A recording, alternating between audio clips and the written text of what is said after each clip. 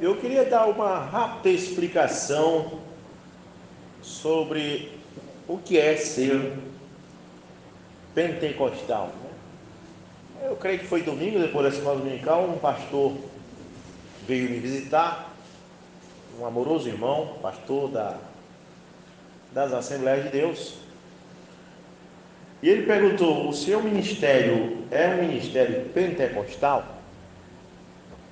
Então, essa é uma boa pergunta para se fazer. Eu disse: sim, é um ministério pentecostal. Aí disse: então tá bom, porque eu também sou pentecostal.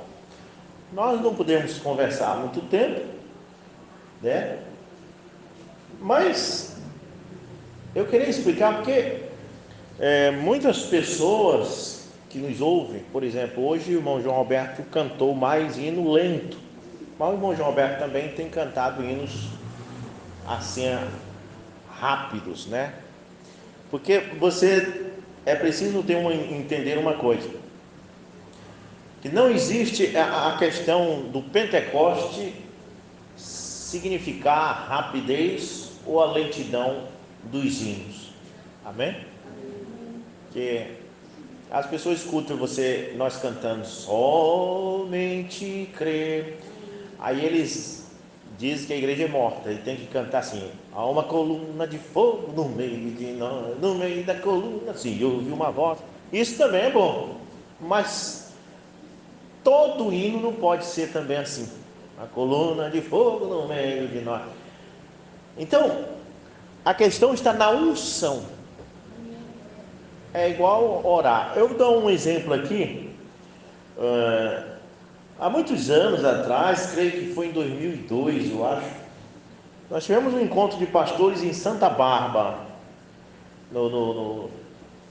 ali próximo a Benevides, né, no Pará. Eu estive nesse encontro junto com o pastor Moura, e o pastor Moura foi selecionado para pregar na escola dominical. Parece que no último dia do encontro era o pastor Moura que ia pregar. Nesse tempo ele estava forte, ele pregava, eu apenas tocava, não pregava nada não. Então, nesse dia a igreja estava lotada, estava bem cheia, e os irmãos cantaram muito bem, cantaram hinos do Inário. Lembro muito bem como ninguém detém, é obra santa, ninguém detém, é obra santa, e o fogo caindo, aquela animação mesmo. E o pastor Moura sempre foi defensor da criação de atmosfera. Antes que o pregador chegue no púlpito, o líder de canto precisa trazer uns hinos que traga a presença do Espírito Santo.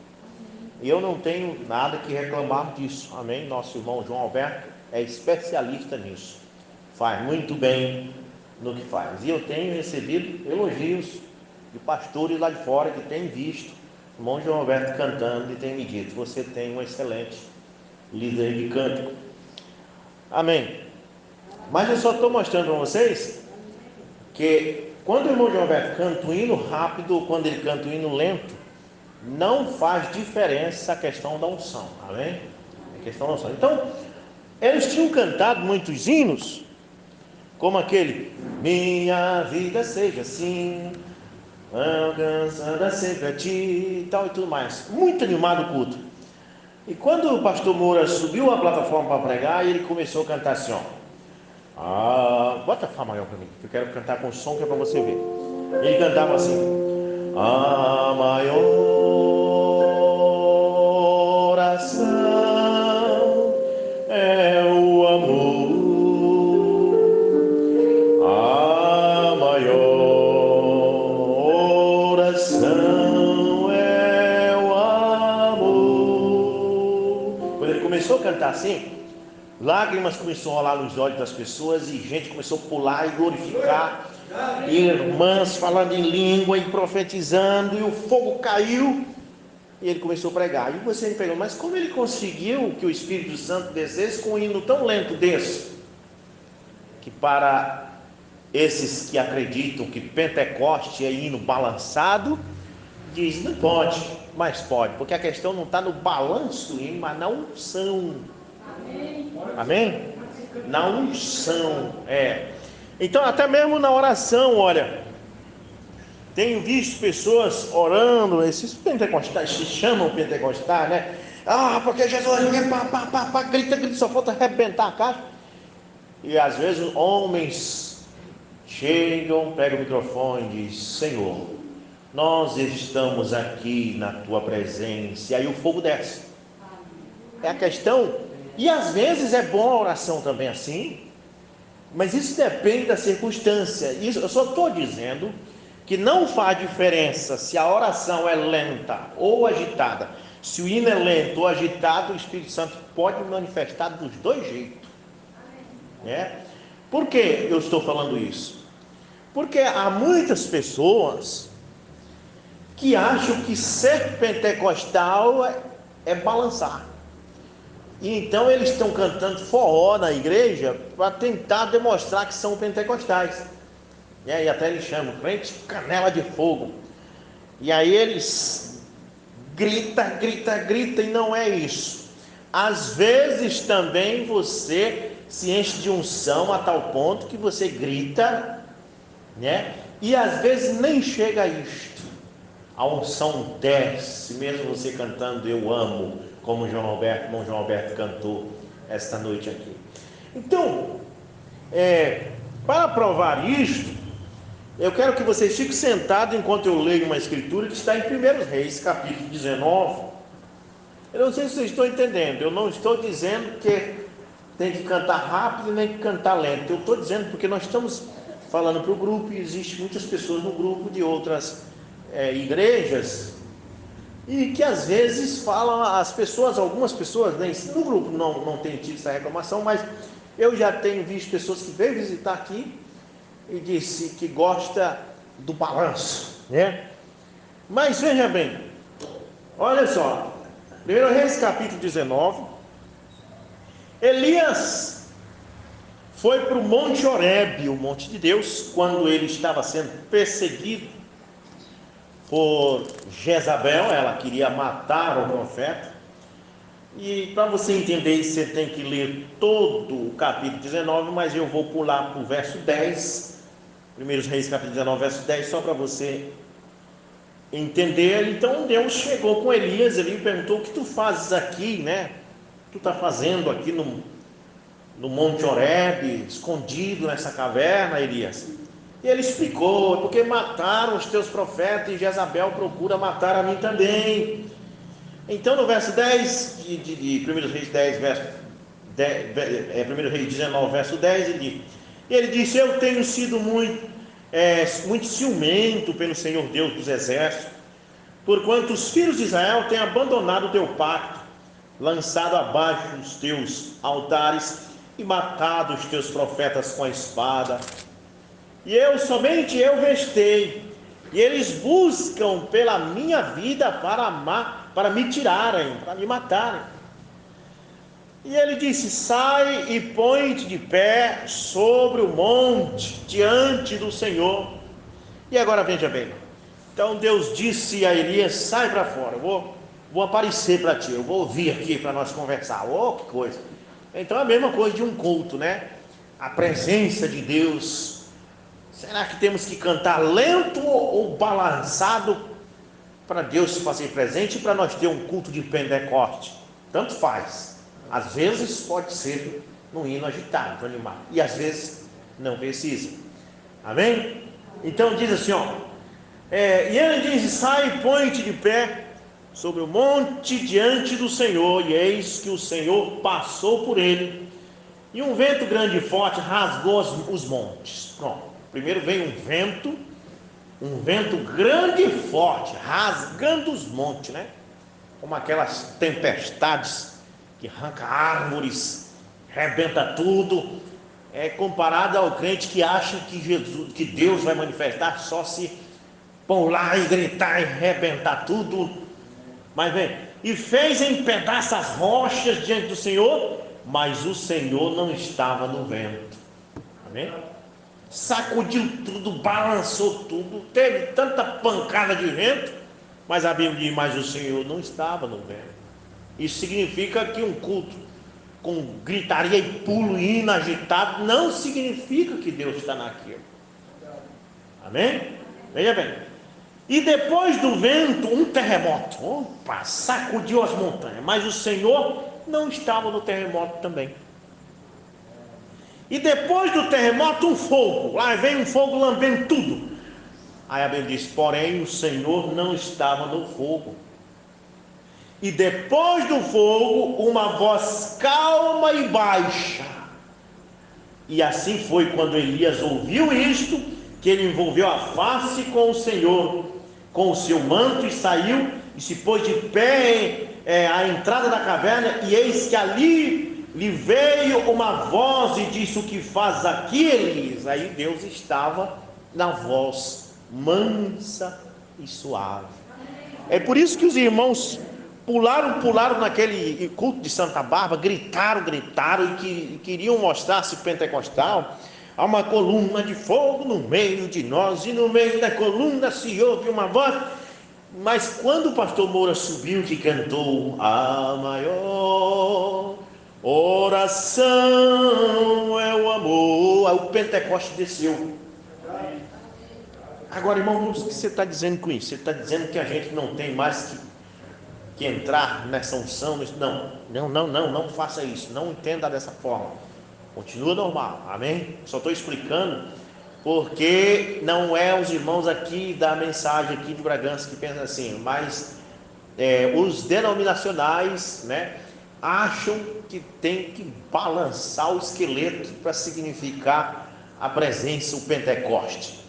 Como a pergunta que o pastor me fez domingo aqui de manhã, quando ele veio aqui depois da escola dominical, ele disse: o seu ministério é um ministério pentecostal?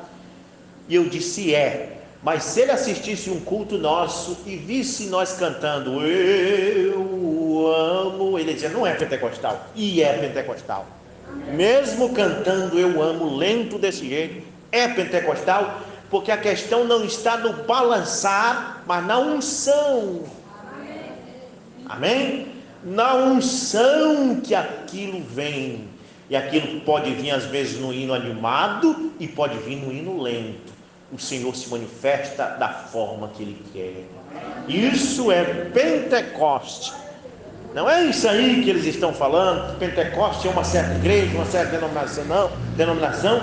Pentecoste é uma experiência que você tem com Deus.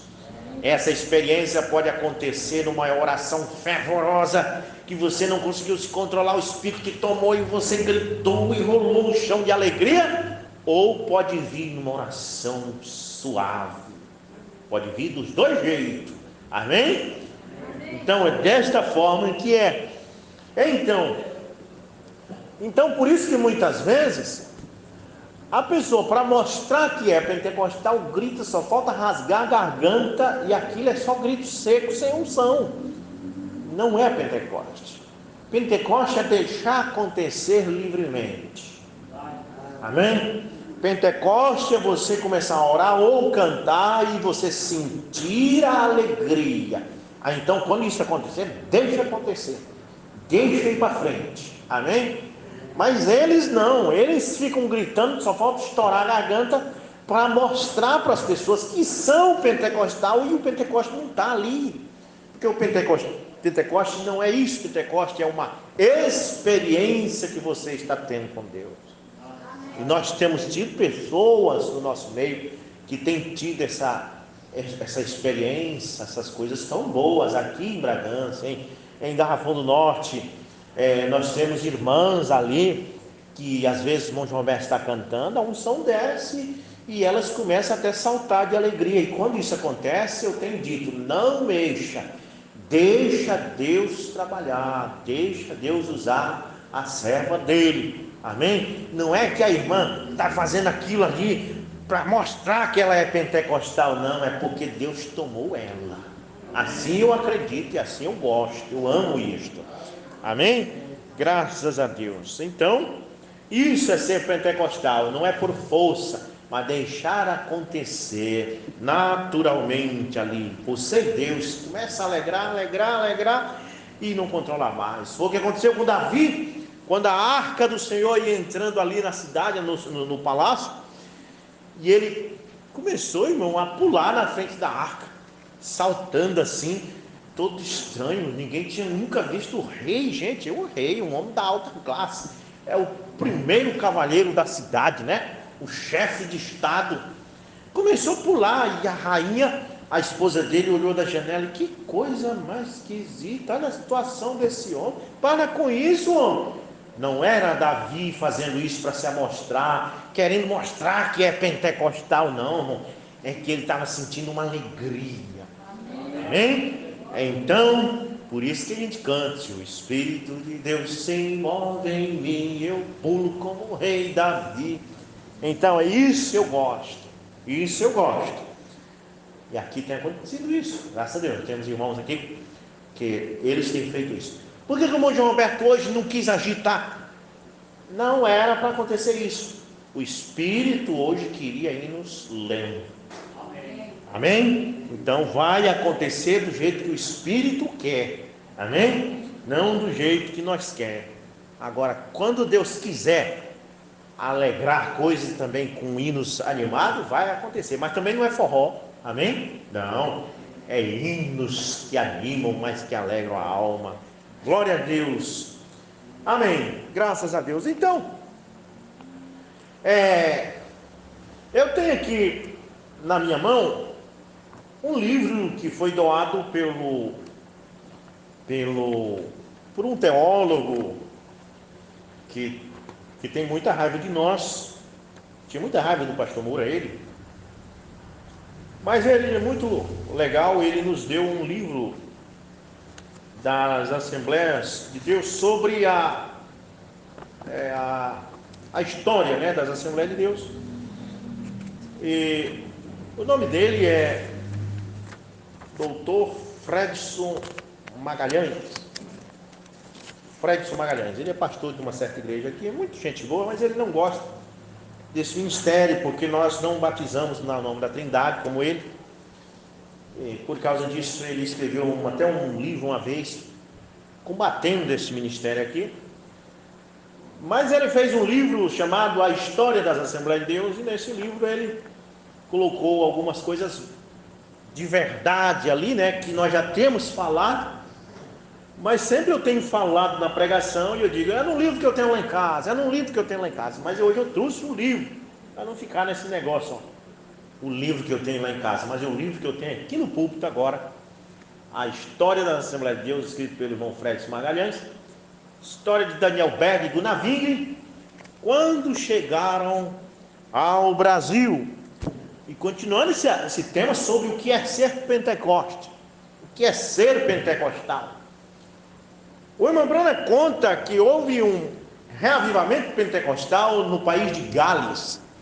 Gales é um país que tem, acho que não sei se na Ásia ou na Europa, vê na internet depois.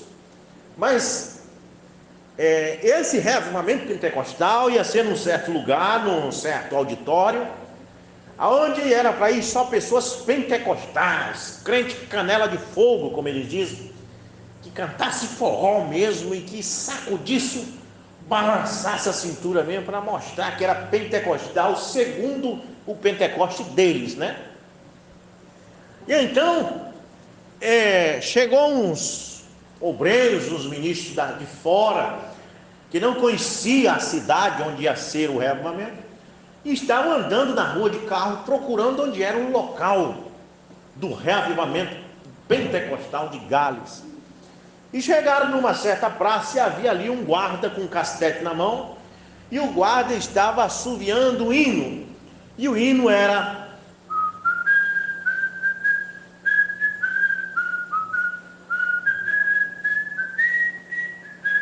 e o guardinha estava assoviando, muito feliz, alegre. E eles pararam e disseram: vamos perguntar para esse guarda onde é o Pentecoste galês, que ele deve saber, afinal ele está assoviando o hino. E disseram: seu guarda, baixaram o vidro, né? Onde é que está acontecendo o Pentecoste galês? E o guarda disse: está acontecendo dentro de mim. Amém? Isso foi um soco na cara de quem pensa que Pentecoste é um ajuntamento de uma religião. Não é. Pentecoste é um avivamento que acontece dentro do indivíduo. Isso não tem nada a ver com religião. Amém? Então é a pergunta que o pastor me fez. O seu ministério é pentecostal? É pentecostal. Amém? Nós somos pentecostais porque o reavivamento, a alegria está dentro de nós, a alegria da salvação. Mas não é uma denominação, né? Uma religião chamada pentecostal. É um povo que está feliz, que está alegre, porque tem a alegria da salvação. Quando Davi errou e Deus o puniu, a Bíblia diz que ele ficou muito triste, ele se vestiu de pano de saco, jogou cinza sobre sua cabeça, ele não comia mais, o súdito trazia a refeição, disse: tira da minha frente. Mas ele precisava continuar vivendo, o filho dele morreu, ele precisava continuar, e ele orou, ele fez uma oração, e está em um dos seus salmos, ele escreveu isso. Ele disse: Senhor, devolva-me a alegria da salvação. Ou seja, mesma coisa, me devolva o Pentecoste. Amém. Alegria. Amém? Agora, ele não diz assim: me devolva a salvação, porque o eleito não perde a salvação. Ele tinha errado, Deus puniu ele não diz: me devolva a salvação de novo. Não, ele sabia que ele era salvo. Agora o que ele pediu foi a alegria da salvação. Ele queria poder estar feliz outra vez, animado outra vez. Amém? Que é exatamente o que eu tenho dito no começo, o estímulo vindo da revelação te deixa estimulado. Por isso Jesus disse: no mundo vocês vão ter aflição, mas tenha bom ânimo, fique animado. Mesmo assim, mesmo na aflição, fique animado. Amém? Lá em Capitão Poço, a irmã Zilmar, ela estava com câncer nos seios e fazendo a quimioterapia em Belém todo mês. E quando ela fazia a quimioterapia lá, ela chegava, ela passava uns 8 dias de cama, com febre, aquele remédio, aquele negócio é muito forte. E se não for assim, não mata a célula do câncer. Mas o problema da quimioterapia é que muitas pessoas fazem e não resistem, porque é forte demais. E a pessoa morre. Então ela ia para Belém com umas 5 pessoas que também eram cancerosas, tinham câncer, e iam no mesmo carro com ela todo mês. Ela fazia quimioterapia junto com essas pessoas de Capitão Poço e voltavam juntos. Quando foi um dia, ela se reuniu para isso, só tinha 4. Cadê a outra? Morreu. Já diminuiu. No outro mês, ela foi de novo fazer quimioterapia, só tinha 3. Cadê ela? Morreu. E foi morrendo, no final ficou só ela. Todos os que estavam fazendo quimioterapia com ela morreram. Eu sou testemunha, porque eu ia passando mais ela na rua, dirigindo o carro, a irmã Zilmar do meu lado. No muro estava a foto de uma moça com um pano amarrado na cabeça, com sua cabeça raspada por causa da quimioterapia. Ele disse, e estava dizendo assim: ó, descanse em paz.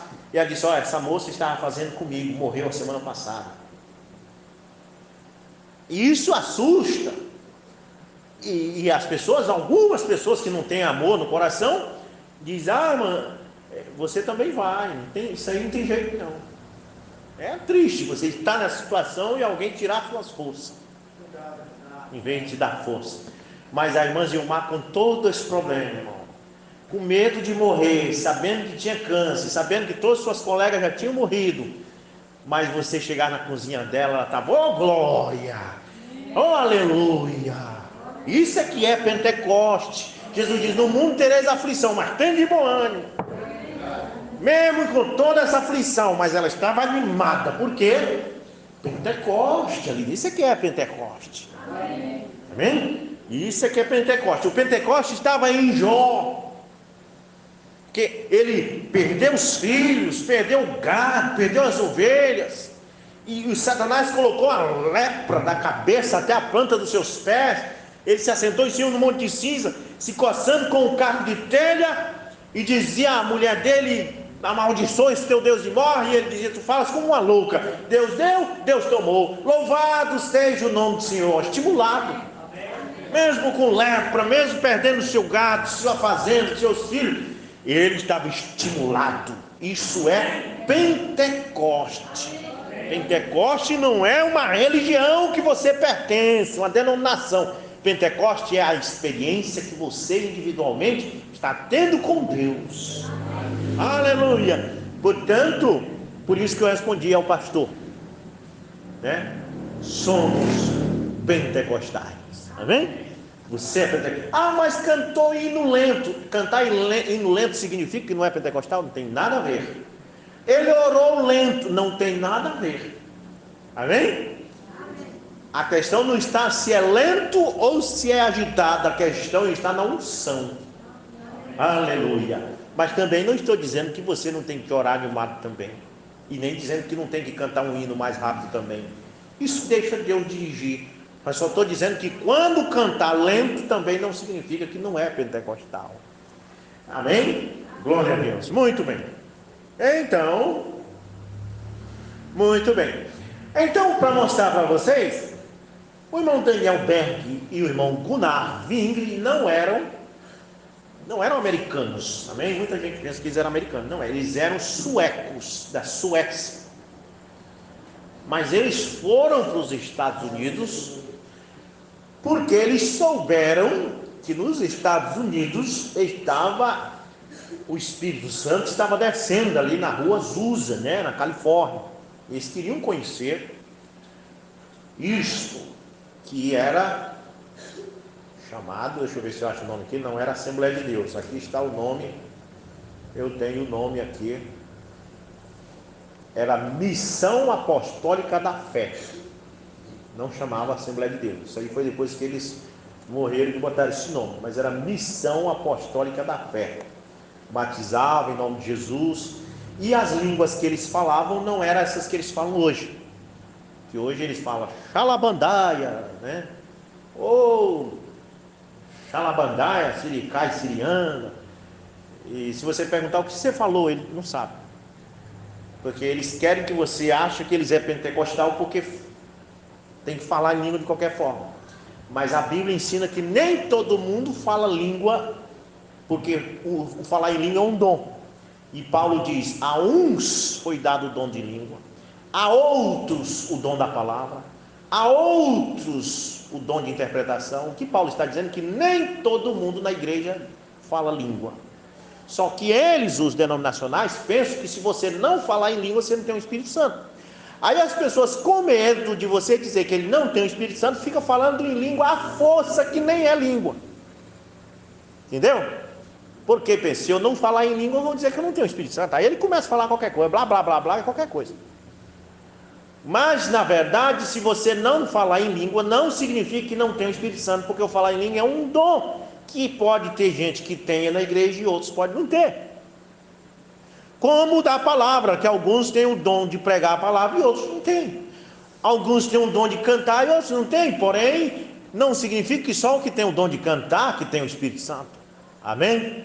Então vamos direto para o que a Bíblia diz, Coríntios capítulo 12. Paulo diz, a uns foi dado o dom de língua, a outros o dom de interpretação, a outros o dom da palavra, e assim forma o corpo, a igreja de Cristo.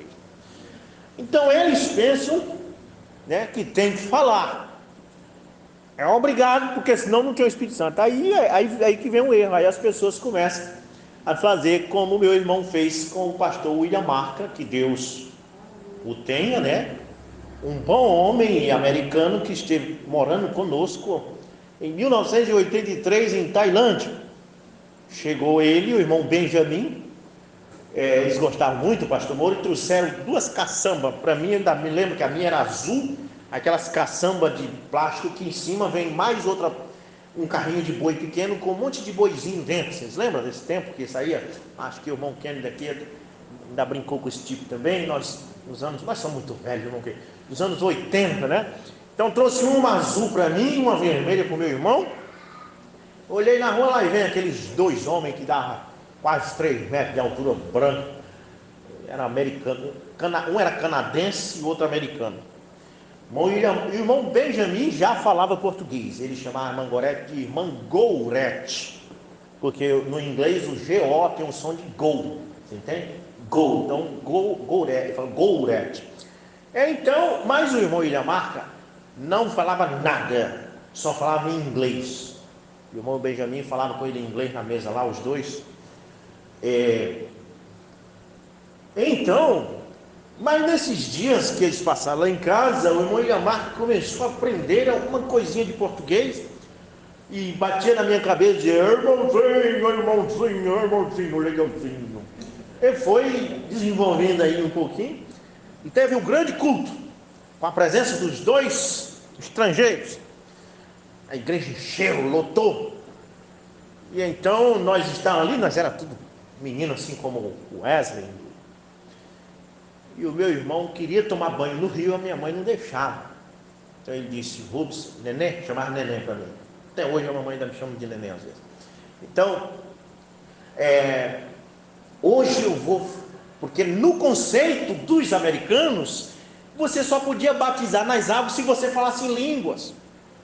Porque eles tinham esse pensamento que essas pessoas têm hoje, que falar em línguas significa ter o Espírito Santo. E meu irmão queria tomar banho no rio, mas ele precisa, para isso tinha que ter o batismo, para ele poder, depois do batismo, ficar lá já no rio. Mas para isso ele precisava falar em línguas na igreja, para que o pastor William Marca pudesse dizer: ó, falou em língua, então vamos batizar ele amanhã. E foi o que aconteceu. Então nós estávamos lá de joelho na hora da oração, todo mundo orando, e o meu irmão começou, blá blá blá blá, e começou a fazer um linguajar.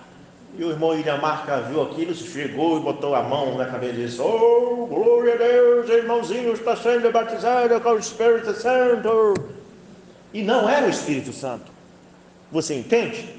Porque se fosse o Espírito Santo, o que é o que a Bíblia diz? Vocês estão selados com o Espírito Santo até o dia da redenção. Então um homem daquele foi enganado por um garoto.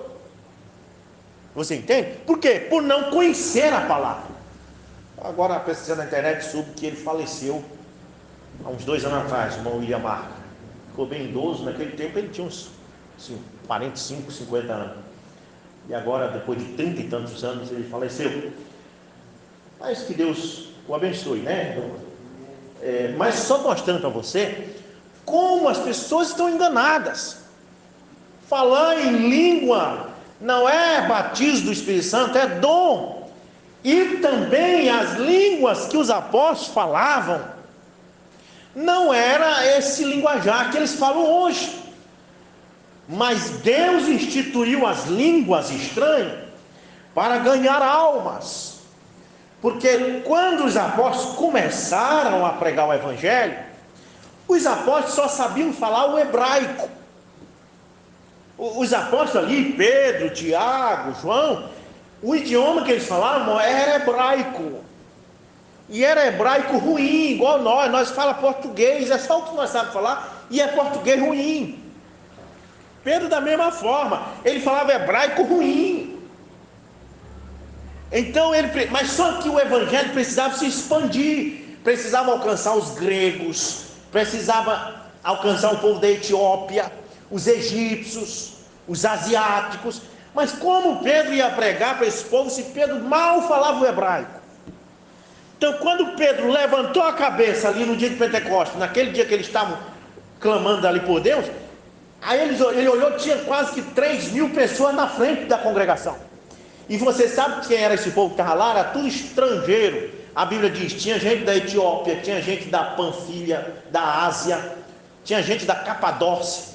Cada uma dessas pessoas falava um idioma diferente. Então os apóstolos começaram a falar em línguas estranhas. E o que foi que aconteceu? A Bíblia diz que esse povo que estava lá fora olharam para o outro e disseram assim: esse povo aí não são hebraicos, não são galileus? Em outras palavras, esse Pedro aí, ele não é galileu, não é daqui da Galileia? É. E o asiático dizia: eu estou entendendo na minha língua. O da Capadócia dizia: e eu estou entendendo ele falar em Capadócio. Isso significa, irmãos, se você estivesse lá, vocês tinham entendido Pedro falando em português. Isso aqui é línguas estranhas. Deus pegou a fala do apóstolo, transformou em todas as línguas para ganhar os estrangeiros para o Evangelho. Eles entenderam errado, aí eles ficam falando em língua. Nem precisava, porque a igreja só tem gente que fala português. Então, só para você ver como esse Pentecoste aí está todo errado. Tá vendo? Todo errado. E para provar para vocês como a Assembleia de Deus antiga falava língua estranha verdadeira, eles falavam assim igual Pedro, igual Tiago, igual João. Está aqui na página 11 do livro História das Assembleias de Deus, escrita pelo pastor Fredson Magalhães, e ele copiou isso do livro Diário de Gunavinga. Então diz aqui: Daniel Berg e Gunavinga saíram da Suécia e foram para os Estados Unidos, para uma cidade chamada South Bend, nos Estados Unidos. Diz aqui: um dia Gunavinga e Daniel Berg visitaram a residência de um homem de Deus chamado Adolf Udin, nos Estados Unidos. Quando lá chegaram, o Espírito de Deus veio sobre o irmão Udin, que foi arrebatado em espírito, começou a falar em línguas, lá no ano de 1906, 1909. O irmão Daniel Berg, que falava sueco, eles falavam sueco, não era nem inglês. Chegaram na cidade de South Bend, nos Estados Unidos, outro país. O irmão Udin viu eles e começou a falar em línguas para eles. Fala em línguas, vamos ver como era essa língua. Será que era siricai, sirianda? Bora ver. Ele diz: ele foi arrebatado em espírito, confirmando o chamado de Daniel com o companheiro Gunavinga nas santas missões ao Brasil. Certo? Vieram para o Brasil. Aí diz aqui, ó: chegaram no Pará no dia 19 de novembro de 1910. Presta atenção. Gunavinga relata no seu diário, Gunavinga escreveu o diário de Gunavinga, e o pastor Moura falava nesse diário. Vocês lembram? O pastor Moura dizia: no diário de Gunavinga, assim, assim, o diário diz que eles batizavam as pessoas do rio Guamá no nome de Jesus Cristo. Está aqui, o próprio irmão falando que existe esse diário de Gunavinga. Então, chegaram no Pará no dia 19 de novembro de 1910. Gunavinga relata no seu diário o jeito inusitado de seus trabalhos. Conta que o navio ficou fora do porto enquanto uma pequena embarcação lhes transportara até o cais. O navio ficou lá no meio e uma canoa trouxe eles para o cais em Belém. Durante a viagem ouviram pela primeira vez o idioma português. Aí dentro do navio tinha gente brasileira ali, começaram a conversar. E eles começaram a olhar um para o outro e dizer: irmão, olha o que acontece. Pela primeira vez o idioma português. Segundo ele, o mesmo idioma falado pelo irmão Udin quando profetizou a sua vinda para o Brasil. Você entendeu? Eles descobriram, quando viram os brasileiros falando, que o idioma que os brasileiros falavam era a língua estranha que o irmão falou lá nos Estados Unidos. Não era siricai, sirianda, não era calabandaia. Eles inventaram isso depois dos anos 50. Amém? Então só estou mostrando para você o que é Pentecoste verdadeiro. Está aqui, página 11. Amém?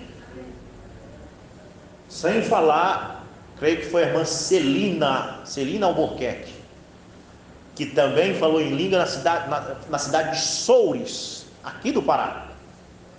E o livro Diário de Gunavinga diz que a língua que ela falou também era um idioma de uma nação. Amém? Porque Deus, através das línguas, queria ganhar os estrangeiros. Agora, para que falar siricai, siriana? De onde é essa língua? Se você chegar nos Estados Unidos e falar siricai, siriano, os americanos não entendem. Se você chegar no Japão e falar siricai, siriano, o japonês não entende. Se você chegar no Brasil e falar siricai, siriano, os brasileiros não entendem. Você não vai ganhar alma nenhuma com siricai, siriano. As línguas estão para ganhar alma. Então tem que ser um idioma. Quando o irmão Branham fala na mensagem Amor Divino, que ele estava pregando nos Estados Unidos, E uma irmã se levantou e falou em línguas. Aquela profecia do amor divino, vocês lembram? Que diz, porque tu tens escolhido um caminho difícil. Procure na internet. Mas esta é a grande vitória no amor divino. Isso foi falado em línguas estranhas. E o Mombrano disse que quando a irmã falou, a irmã era americana, só falava inglês. Mas de repente a irmã falou numa língua desconhecida. A outra, que era francesa, levantou e disse, olha, eu entendi tudo em francês. Amém? Aí está, as línguas estranhas verdadeira, pentecostal. Isso é que é Pentecoste. Não é isso que está por aí, não. Isso aí é a farsa do Pentecoste. Amém? Louvado seja Deus. Que coisa! Mas eu não deixei a escritura oficial dessa noite. O Mombrana diz, nenhum culto é completo sem a leitura da palavra. E para isso eu quero ler Atos capítulo 2. Amém? E o versículo 41 e 42. Atos capítulo 2, versículo 41 e 42 é a leitura oficial para nós encerrar aqui. Fiquemos de pé em reverência à palavra de Deus e depois vamos orar. Atos capítulo 2, verso 41.